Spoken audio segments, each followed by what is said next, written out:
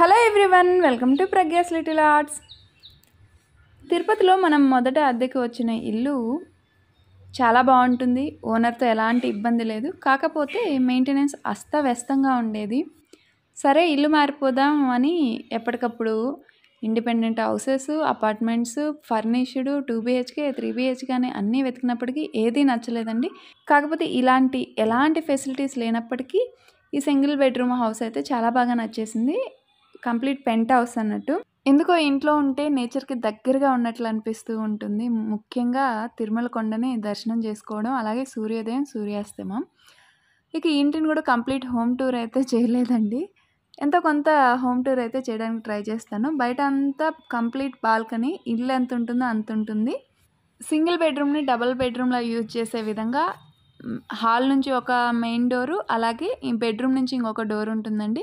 Hall నుంచి మనకు లెఫ్ట్లో కిచెన్ ఇచ్చారు. కిచెన్లో అయితే వాల్కి ఈ విధంగా కబోర్డ్స్ ఇవ్వడం వల్ల మనకి కిచెన్ చాలా స్పేసియస్గా అనిపిస్తుంది. ఇన్ని కబోర్డ్స్ ఇచ్చినా మనకు సరిపోవు కదా.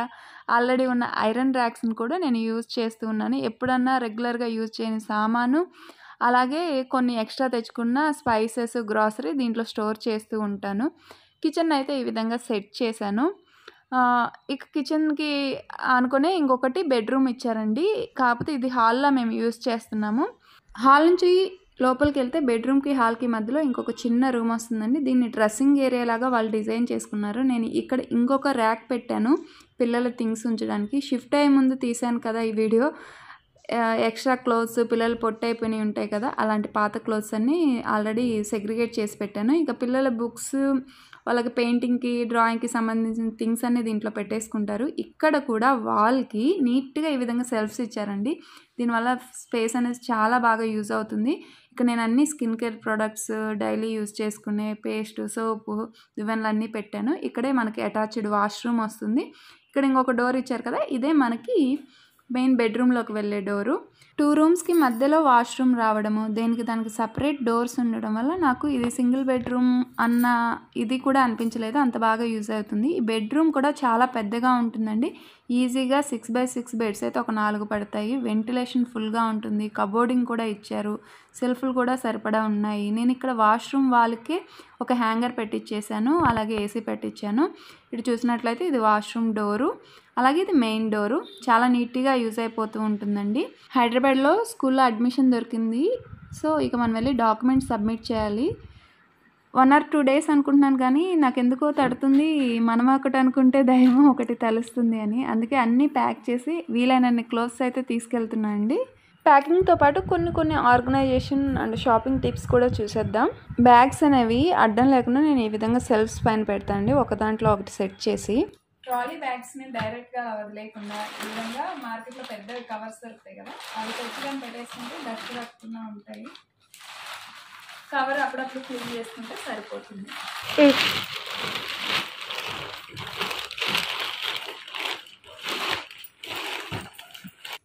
ముందుగా అయితే పిల్లల క్లోత్స్ అయితే ప్యాక్ చేద్దాం. ఇక్కడ మనకి పిల్లలు కూడా హెల్ప్ చేస్తున్నారు ప్యాక్ చేయడానికి. ఆల్రెడీ అన్నీ ఆర్గనైజ్డ్గా ఉంది కాబట్టి ఈజీగానే ఉంటుంది ప్యాక్ చేయడం. కాకపోతే ఇలా హెవీగా ఉన్న ఫ్రాక్స్ అయితే బ్యాగ్ మొత్తం ఇవే సరిపోతాయి. హాఫ్ ఆఫ్ ద బ్యాగ్ అయితే ఇదే వచ్చేసింది. నెక్స్ట్ ఇది వెళ్ళడానికి పడుతుందో లేదో కూడా తెలియదు. ఇప్పుడు ఏం చేద్దామంటే వీటిపైన మిగతాయి పెడదాం. ఇలా హెవీ ఫ్రాక్స్ బ్యాగ్ నిండా ఇవే సరిపోతాయి, ఖాళీ ఉండదు. కాబట్టి ఫస్ట్ ఇవి పెట్టి వీటిపైన మిగతా ఫ్రాక్స్ పెట్టేస్తే అప్పుడు ఈ వెయిట్కి అవి కిందకి వెళ్ళిపోతాయి. సంకలో పిల్లని పెట్టుకుని ఊరంతా ఎతికినట్టు నేను ఈ షేర్వాణి పక్కనే పెట్టుకుని ఎక్కడుందా అని ఎతుకుతున్నా అండి. పార్టీ వేర్ అయితే మొత్తం ఒక బ్యాగ్ వచ్చేసాయి. మరి నార్మల్ వేర్ వీటన్నిటిలో సర్లీ ఇదొకటి 2-3 pairs ఉన్నాయి. మిగతా అన్ని పాపవే అండి. ఆబ్వియస్లీ గర్ల్స్వే ఎక్కువ ఉంటాయి. ఇలా పార్టీ వేర్ ఇందాక మనం అన్ని సంచుల్లో ప్యాక్ చేసాం కదా, ఇవి కూడా మిస్ అవ్వకుండా వీటిలోనే పెట్టేస్తున్నాం. మళ్ళీ తర్వాత ఎదుక్కోకుండా బ్యాగ్స్ ఇలాంటి డ్రెస్సెస్కి సంబంధించిన థ్రెడ్స్ కూడా మిస్ అవ్వకుండా బ్యాగ్లోనే పెట్టేస్తున్నాను. ఎక్కడికక్కడ పేస్ట్ చేస్తే మనకి ఇబ్బంది లేకుండా ఉంటుంది తర్వాత.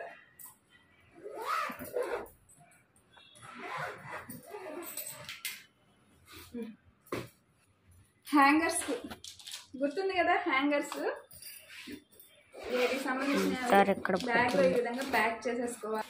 మన క్లాత్స్ తీసేటప్పుడే మళ్ళీ సర్దుతుంటాం కదా, అప్పుడే ఈ హ్యాంగర్స్ కూడా దగ్గరలోనే ఉంటాయి, ఇదే బ్యాగ్లో ఉంటాయి. ప్యాకింగ్ చేసుకునేటప్పుడు సులువుగా ఉంటుంది. మళ్ళీ సర్దేటప్పుడు కబోర్డ్లో సులువుగా ఉంటుంది. బ్యాగ్ అయితే ప్యాక్ అయిపోయింది. నెక్స్ట్ మన సామ్రాజ్యానికి వెళ్దాం.